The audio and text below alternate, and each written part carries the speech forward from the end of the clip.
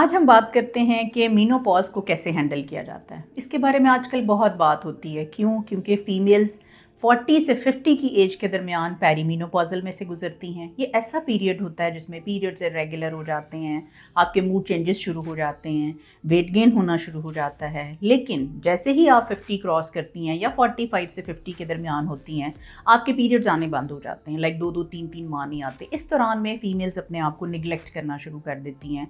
लेकिन अगर जैसे ही औरत का 1 साल गुजरता है और उसके पीरियड्स नहीं आते तो उसको हम मीनोपॉज़ कहते हैं। ठीक? अब मीनोपॉज़ तो डिफाइन हो गया। कैसे हो गया कि 1 साल पीरियड्स नहीं आए और दूसरा आपने उसको एफएसएच एक हार्मोन है जिसको फॉलिकल स्टिमुलेटिंग हार्मोन कहते हैं, उसके ज़रिए आपने डायग्नोज़ कर लिया। अब उस स्टोरी तो उसके बाद शुरू होती है। वो क्या?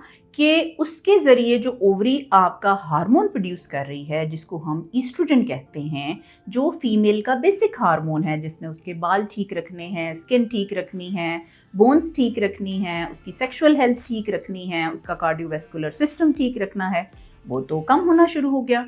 अब क्या करें कि सबसे पहले फीमेल को कैटेगराइज करें और ये देखें कि जो मीनोपॉज़ है उसके बाद आपको इश्यूज़ क्या शुरू हो रहे हैं, प्रॉब्लम्स क्या हैं।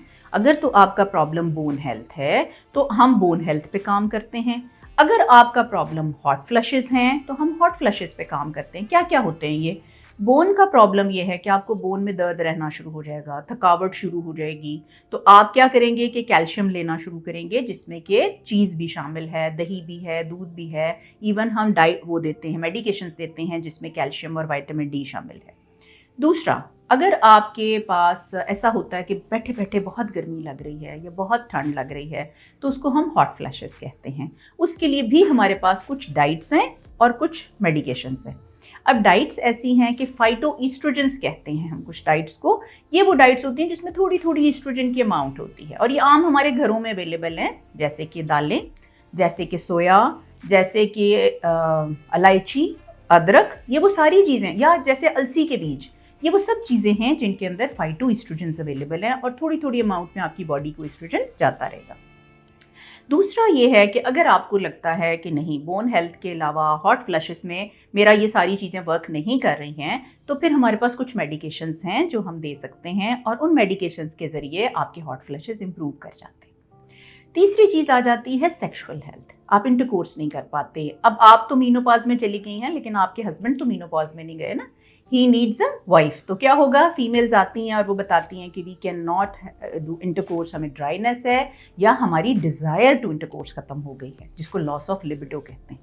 अब इसके लिए भी हमने क्या करना है कि सबसे पहले तो आपकी मॉडिफिकेशन डाइट में होगी, आपको थोड़ी-थोड़ी एक्सरसाइज शुरू कराई जाएगी, लेकिन साथ-साथ आपको कुछ मेडिकेशंस हैं जिनके ज़रिए लिबिडो को बेहतर किया जा सकता है और उसमें टेस्टोस्टेरोन बहुत वर्क करता है जो कि एक हार्मोन है जो कि हम देते हैं, वो सेफ़ है। टिबॉल के नाम से वो हम दे सकते हैं। इसके अलावा हमारे पास जो वजाइनल रिजुविनेशन है उसके प्रोसीजर्स हैं जिनसे आपकी वजाइना की लुब्रिकेशन को बेहतर किया जा सकता है। सो मेरा आज वीडियो करने का मकसद ये था कि मीनोपॉज़ के बाद जितने इश्यूज़ हैं उनको आइडेंटिफाई करें कि आपका इशू क्या है और उस इशू को लेके अपनी गायनेकोलॉजिस्ट के पास जाएं और उसको एड्रेस करें rather than to live with it. Thank you so much.